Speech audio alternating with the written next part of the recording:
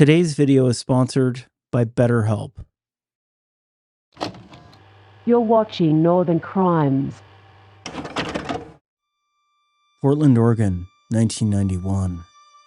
On a cold November evening, the steady scrape of shovels broke the silence as police officers searched the backyard of an unassuming suburban home. What they uncovered confirmed their worst fears. Fragments of bone and bloody clothing buried evidence tied to a series of unsolved crimes. The flickering beams of flashlights illuminated clues that had vexed investigators for a decade. Hidden in plain sight, the scene pointed to a dark and calculated truth. But how did it get to this point, and who was responsible? This is the true story of Alvin Bud Brown and the bones that were buried in his backyard. This is Northern Crimes.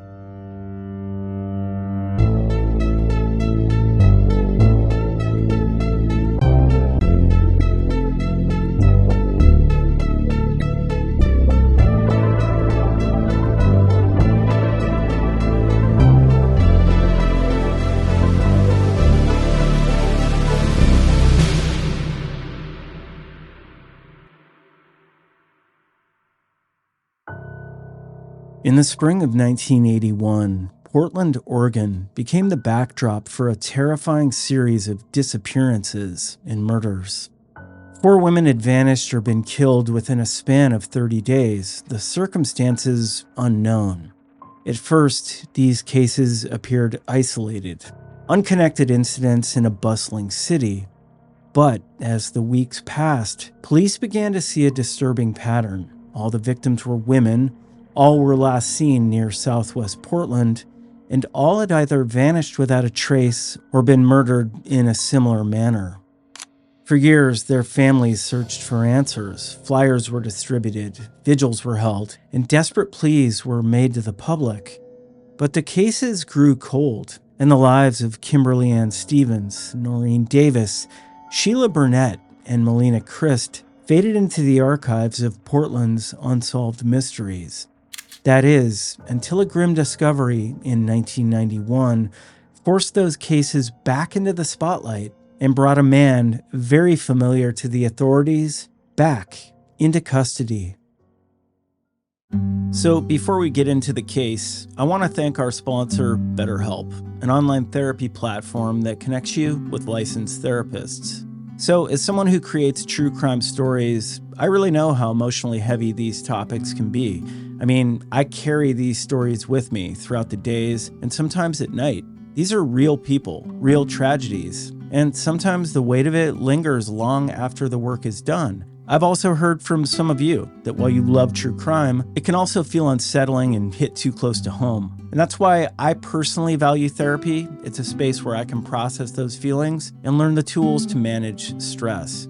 With BetterHelp, you can match with a licensed therapist in as little as 48 hours by filling out a short questionnaire.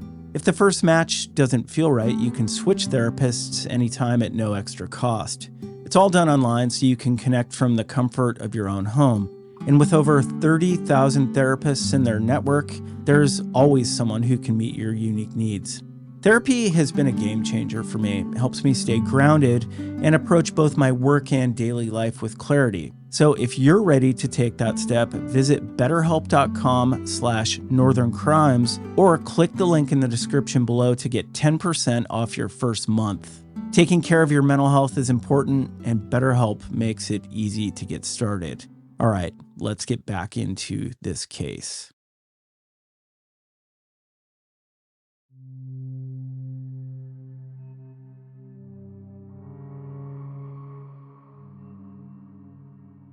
Kimberly Ann Stevens was just 17 years old when her life was tragically cut short.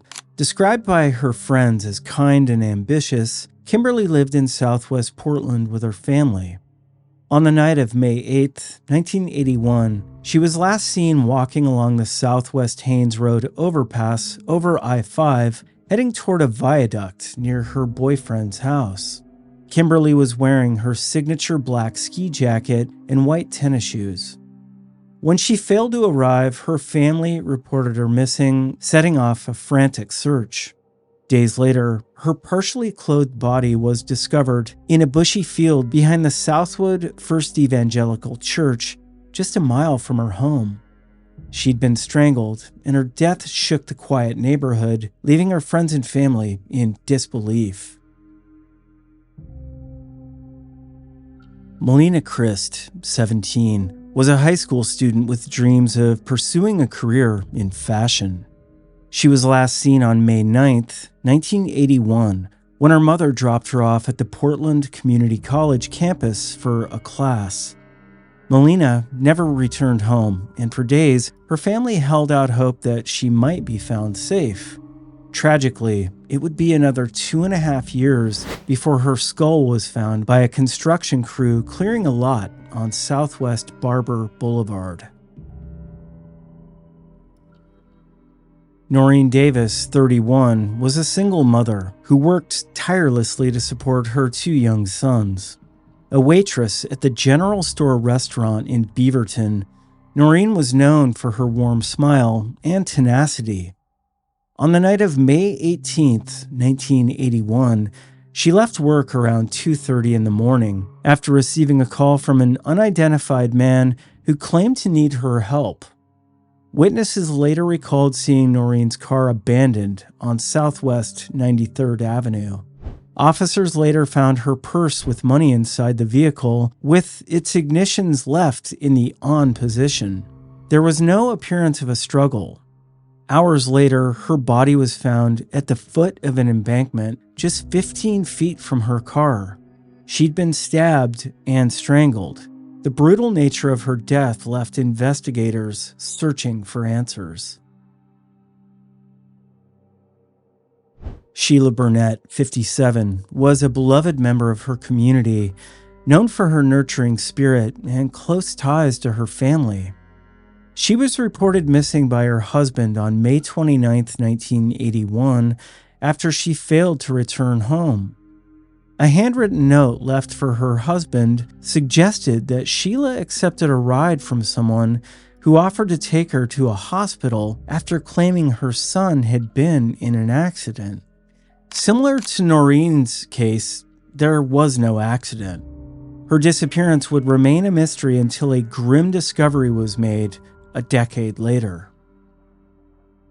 As investigators pieced together the disappearances and murders of the 4 women in 1981, they were confronted with a puzzle that offered few clues. Each case seemed tragically similar. Women abducted from the same Southwest Portland areas, their lives either ending violently or the location of their bodies unknown. But even then, no clear suspect emerged.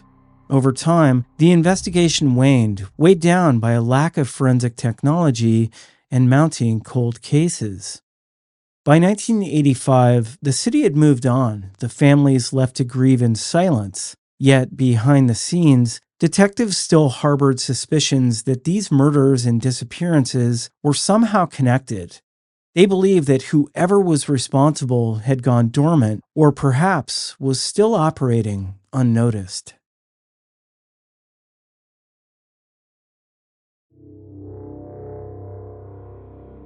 Amidst the murkiness of the 1981 cases, another crime rocked Portland.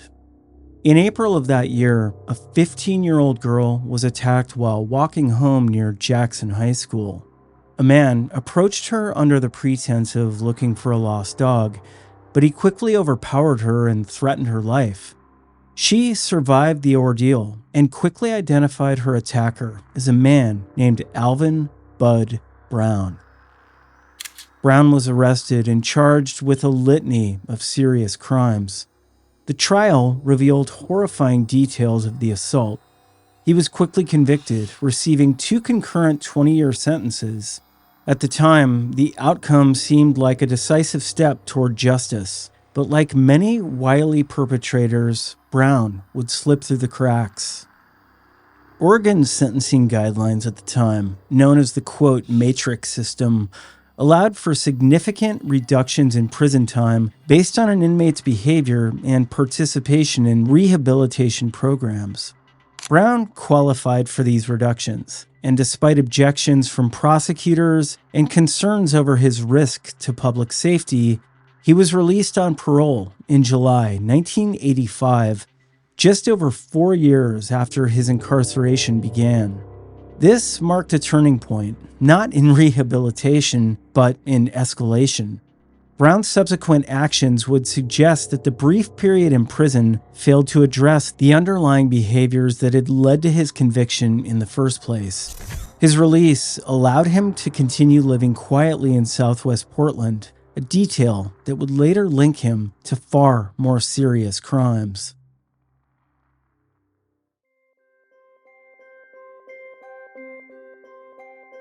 Born and raised in the Pacific Northwest, Alvin Brown, known to his friends and family as Bud, had a life marked by a string of troubling behaviors. Described by those who knew him as, quote, reserved and, quote, hard to read, he grew up in a working-class neighborhood of Portland. But by his early 20s, Brown's demeanor turned darker. He struggled with relationships, had brushes with the law, and was known to make women in his neighborhood feel uneasy. In the years following his release, Alvin sought to rebuild his life. He married a woman named Jackie, a private nurse who'd cared for his grandparents. The couple settled into a modest home in Southwest Portland. However, their relationship soon revealed troubling dynamics marked by tension, lies, and unease within the household.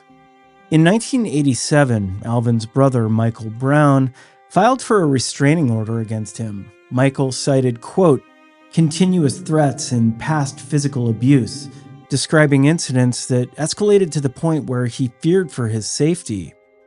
This added another layer to the picture of Alvin's volatile and aggressive tendencies, which seemed to persist despite his attempts to lead a normal life. By 1991, Alvin Brown's facade of normalcy was cracking. Reports of women being followed near his neighborhood began to surface. Then, a string of violent assaults in late October and November left police scrambling for answers. This set into motion the chain of events that would lead investigators back to the unsolved murders from 1981.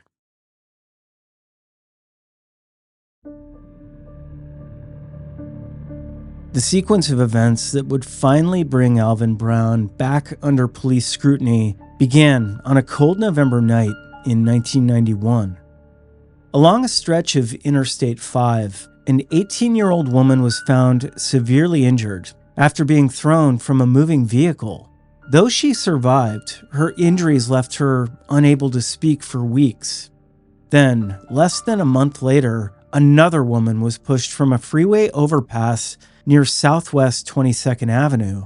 Miraculously, she survived the fall and, despite her injuries, was able to provide police with a vital clue. Her attacker was driving a white Oldsmobile. Just days after the second assault, Alvin Brown was arrested on unrelated charges of theft and robbery. Police began to connect the dots between these violent attacks and the man they already knew well. A search warrant executed at Brown's Southwest Portland home revealed a chilling array of evidence: duct tape, blood-stained fabrics, and other disturbing items. Though these discoveries pointed to violent acts, the most damning evidence was yet to come. Investigators traced some of Brown's movements back to a separate property he'd lived in during the early 1980s. There, they uncovered a set of skeletal remains, later identified as belonging to Sheila Burnett. This shocking discovery not only reopened the 1981 cold cases, but also painted a much darker picture of Alvin Brown's past.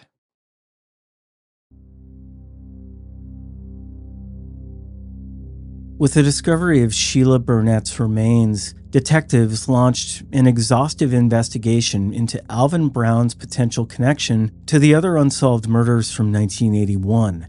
The circumstantial evidence was overwhelming.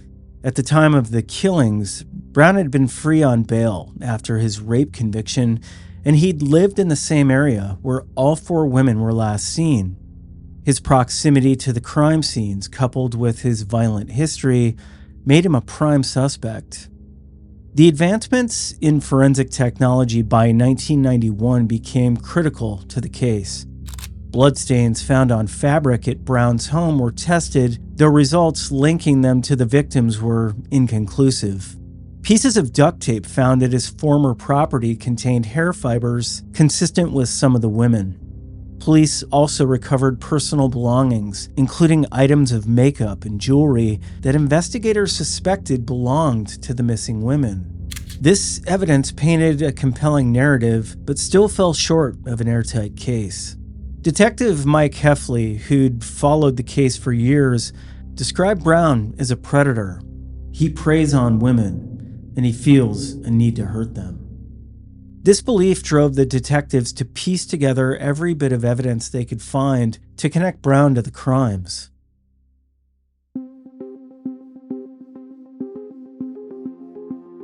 In December 1991, Alvin Brown faced charges of attempted murder, aggravated assault, and attempted rape for the violent attacks on the two women in late 1991. The trial, which began in the spring of 1992, captivated the Portland community. Over the course of the proceedings, prosecutors painted a picture of a calculated predator who thrived on inflicting harm. Witness testimony from the surviving victims was harrowing as they recounted the terror they endured and identified Brown as their attacker. Physical evidence, including the fingerprints found on a bed frame in Brown's home, bolstered the prosecution's case. In May 1992, a jury found him guilty on all counts, and he was sentenced to 69 years in prison. During the sentencing, the judge described Brown as, quote, a significant threat to public safety and capable of extreme cruelty. The community's reaction to Brown's trial was a mix of outrage and frustration. Many saw his early release from prison in 1985 as a critical failure of the justice system, one that may have cost the lives of innocent women.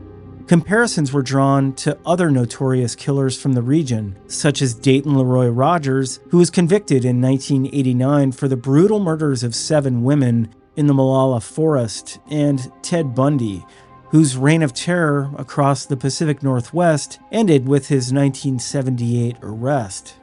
For Portland residents, the case of Alvin Brown reinforced fears of an era where serial predators seemed all too common, and the cracks in the system that allowed such individuals to remain free loomed large. But unfortunately, true justice would never come. Despite overwhelming circumstantial evidence tying Brown to the murders of Kimberly Ann Stevens, Noreen Davis, Sheila Burnett, and Melina Christ, he was never formally charged with their deaths. Prosecutors cited a lack of definitive forensic evidence and the challenges of building a case based on decade-old crimes.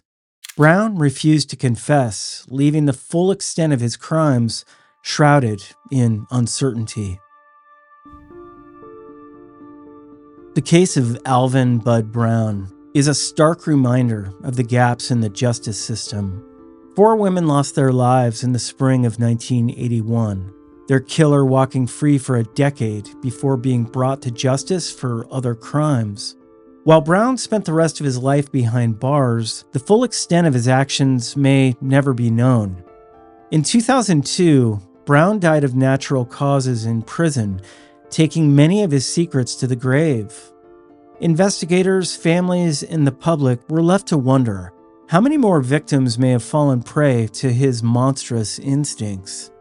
For the families of Kimberly Stevens, Noreen Davis, Sheila Burnett, and Melina Christ, the pain of unanswered questions linger. The discovery of Sheila Burnett's remains in the backyard he once occupied offered some grim answers, but raised even more troubling questions.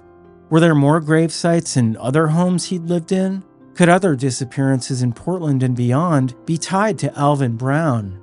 His silence in the face of these accusations left a trail of mysteries, unidentified, unresolved. Even decades later, the backyard of Alvin Brown's rented home stands as a silent witness to the horrors that unfolded there. And for the detectives who unearthed those bones, the case remains a chilling reminder of the evil that can hide in plain sight. For now, the ground holds its secrets, but one haunting question remains.